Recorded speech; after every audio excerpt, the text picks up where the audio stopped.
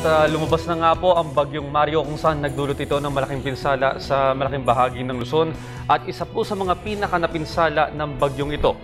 O tuwing may bagyo dito sa Pilipinas, kada taon ay ang bayan ng Cainta. Ang Cainta po ay isang maliit na lugar sa may Rizal kung saan medyo mababa po yung lugar na yan, ay parang catch basin. At para po pag-usapan kung ano ang mga pamamaraan at para maiwasan o ma-resolba ang usapin sa baha, makakasama po natin ang alkalde ng Cainta, si Mayor Kit Nieto. Sir, good morning po. Welcome sa Good Morning, Boss. Magandang umaga. So sir, napanood po natin sa telebisyon, may mga reports po kami dito since nung Friday pa, na talagang ang Cainta po ay binaha. Na halos pwede natin i-compare sa Ondoy, pero mas malala talaga yung Ondoy. Kamusta na po ang Cainta ngayon? By this time, we're back to normal already. Since Sunday, nung humupa na ang tubig ng mga madaling araw, naglunsad na kami ng isang malawakang cleanup drive to restore normalcy dito sa aming lugar. And we were able to get the services of all our fire trucks, lahat po all over town, para tanggalin na lang po yung mga putik at mga lablab na naiwan doon sa mga kalye na dinaanan ng mga tubig. So, pag sinabi niyo pong normal na pauwi na po ba yung mga evacuees? Sarado na po lahat ng evacuation centers natin as of Monday. At may pasok na rin po lahat? May pasok na po lahat. Binigyan ko lang po ng isang araw na bakasyon ng mga estudyante kahapon para magkaroon ng pagkakataong malinis yung lugar na ginamit ng mga evacuees. Alam niyo po, Mayor, dito sa PTV4, simula na nagsimula ako dito, lagi ko namang ina-announce na ako'y taga-Cainta. Simula 1988, dyan na po ako nakatira. So, nakita ko, na-witness ko dyan yung mga pagbaha. 1999, may parang flash flood, right. Ondoy, at Habagat, at ngayon itong bagyong Mario. So, sir, bilang kayo, first time nyo pong umupo bilang mayor ng Cainta, ano na po yung mga initiative or mga nagawa ninyo para maiwasan pa yung pagbabaha? Okay. Mismo sa mismong area ninyo, mapapansin mo yung pagtaas ng mga gravity walls natin, yung tinatawag natin in ordinary parlance na mga riprap, di ba? Kasi ito yung ginagawa nating mga mini dams para mga tubig hindi na umapaw papunta sa mga kalye. Apparently, hindi pa rin siya sapat, pero na-minimize natin ng kahit papano, by say 40%, yung flooding doon sa mga areas na dating lubog na lubog doon sa area along Imelda Avenue. Pangalawa, nagpalinis tayo ng mga drainages natin. We made sure na, sabi ko nga, yung part ng LGU gagawin natin dahil kung magkakaroon ng bara dyan at malaking volume ng tubig ang darating, lalo tayong mahihirapan na pababain ng tubig o pahupain yan dahil barado ang ating mga kanal.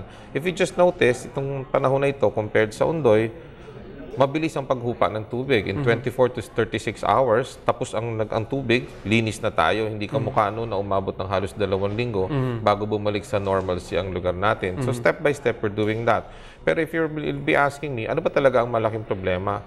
Ang malaking problema, pilit nilang pinadadaan sa maliit nating waterways ang volume ng tubig na nanggagaling sa mga bundok na sana hindi nilang idaan sa atin, i-divert sa ibang river channels, no? Kasi nung nilagay ang Marcos Highway drainage, dahil wala naman drainage sa Marcos Highway, hindi pa akong mayor at that time, no? Sinabi ko na noon na ang epekto niyan, kung idadaan nyo yan sa Munting Dilaw Creek, which is the creek that traverses 20 villages along Imelda Avenue, para nyo na sinabi na lulubog ang mga subdivision na yan. Dahil hindi namin kayang absorbin yung tubig na nasa Marcos Highway para lumabas siya sa Manggahan using our small waterways. What did they tell us? Sabi nila, hindi, dredge lang namin, dredge. Now, it would appear like it was dredge, malinis siya, pero makitid siya, mababaw siya, hindi naman siya ganun siya kalalim. Ang tubig na nanggagaling sa bundok, masyadong marami. Ang volume niya mataas. Pag umapaw yan, sasapaw yan, doon mismo sa mga villages kung saan dumadaan ang waterways nila na dinaan na ano. Sinabi ko na sana noon, why don't we just use or tap Marikina River as the main river channel so that all the water will be diverted sa isang malaking lugar na pwedeng absorbin yan. Apparently, masyado yata magiging malaki ang gastos gagawin nyo. So they relied on a very, very narrow creekway na ngayon naging problema kung bakit ang Vista Verde, ang Villages, ang Kasibulan, ang Karangalan, ang Green Park are all being affected by it. Okay. Sa mga boss po natin na hindi pamilyar sa bayan ng Cainta, ito po yung nasa baba ng bundok. Yes. Kung saan nagsasalubong ang mga tubig dito, gayon na rin yung mga galing sa bundok ng Antipolo. Correct. Ngayon, kayo po ba, kasi tuwing baha, hindi lang naman Cainta ang apektado. Ang mga karating bayan dyan, ang Pasig, Santolan, ang Taytay Rizal, ang Marikina, at ang Antipolo. Napapaligiran niya ng mga bayan na yan. Kayo po ba sa mga other mayors or other local officials may ugnayan din para maibsan ito? Meron. There's a flood control committee that was formed central by the national government to determine exactly how we can finally resolve this, no. But for now, I am proposing sana dalawang options, no. Isang option is magtayo tayo ng maraming cistern tanks. Maybe national government can fund that through the DPWH, determine specific open spaces within the areas. Along Cainta, we can already provide even yung mga ilalim siguro na matulay, ilalim ng mga roads natin can actually be converted as cistern tanks. Kung saan ang tubig pwede muna maiimbak hanggang hindi siya kayang saluhin ng ating mga drainage system at pag wala ng ulan, saka natin dahan-dahan i-release ang tubig. That's actually being done in Florida, in the States, which actually isa sa mga lugar yan na talagang phenomenal ang baha, no, sa America year-round. No? So we wanted to adapt that. Of course, there would be a lot of funding required and we shall be calling on the national government to help us on it. Second, yun nga sinasabi ko, if we can just do away with using narrow creekways na maging daanan o lagusan ng mga tubig. Dahil fair player kami ang Cainta we don't block waters coming from other towns. We just allow it to pass through us. So kung kahit na malinis na yung aming lugar, pero yung tinatapon mo sa aming tubig, napakarami, we can only do so much. No?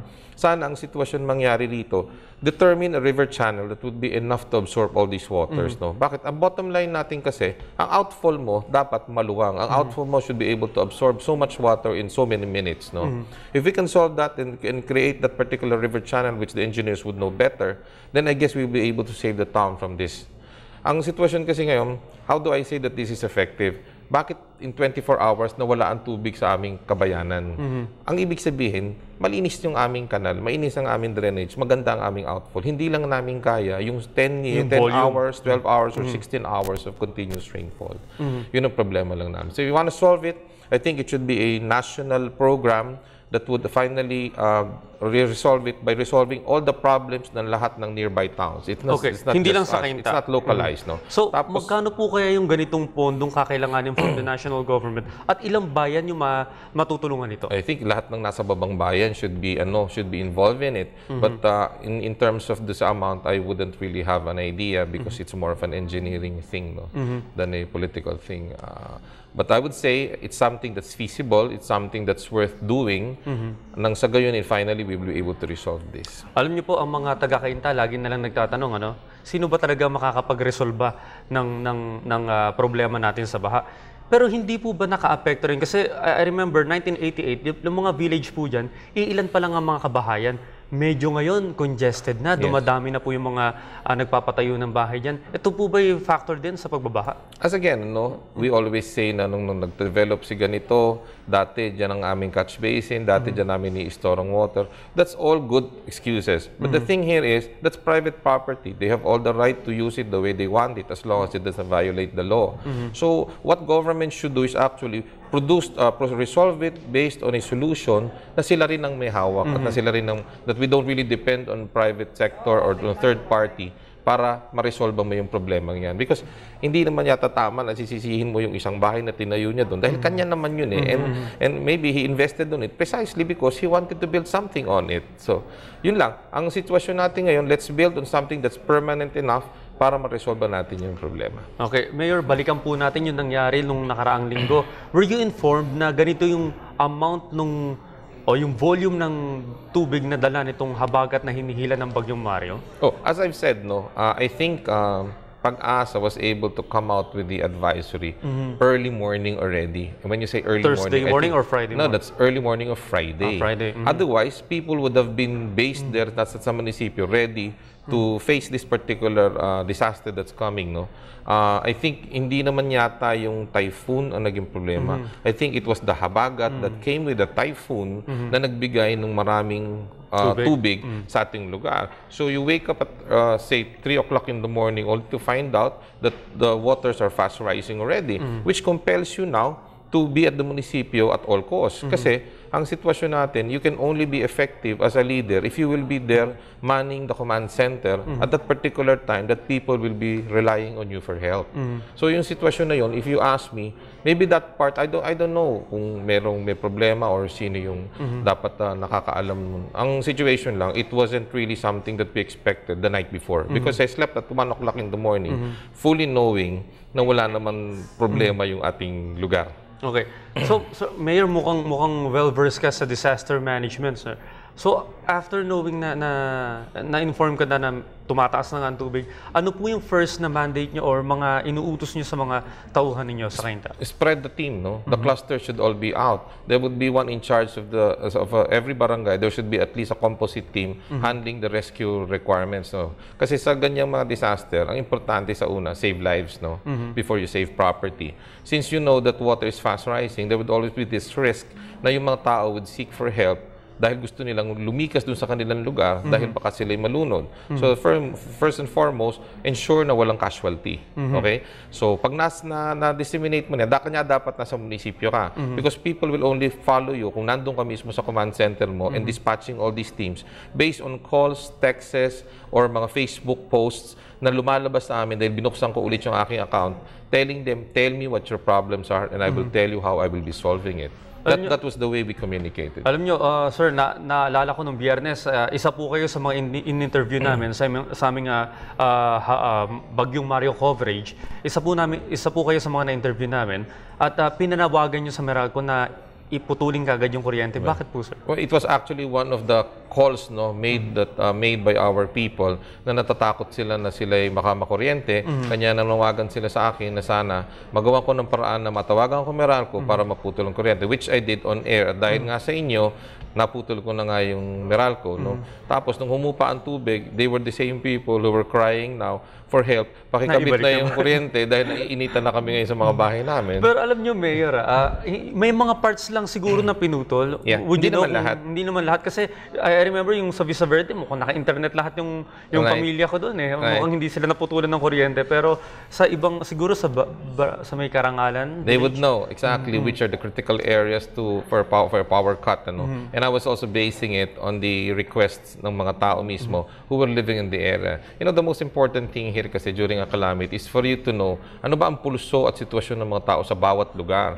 So I had to require all my employees, kahit suspendido ang opisina nila na hindi naman sila konektado sa disaster, text me what the situation is in your area. If you're talking about 3,000 people, 3,000 employees, I would be able to get a comprehensive view of how Cainta was at every given point in time. Yes. That was the way we did it. Pero Mayor, ilang araw din na lagi sa evacuation centers yung mga residente ng Cainta. Kamusta po sila noon? They were good because sabi ko nga, from the time that I assumed office, I made sure that yung areas ng evacuation na binibigay namin are well equipped, no? Noong una, meron kami mga portalets. No, I did away with the portalets. I prepared and constructed toilets and public showers good for 10 people na pwedeng maligo sabay-sabay sa isang lugar.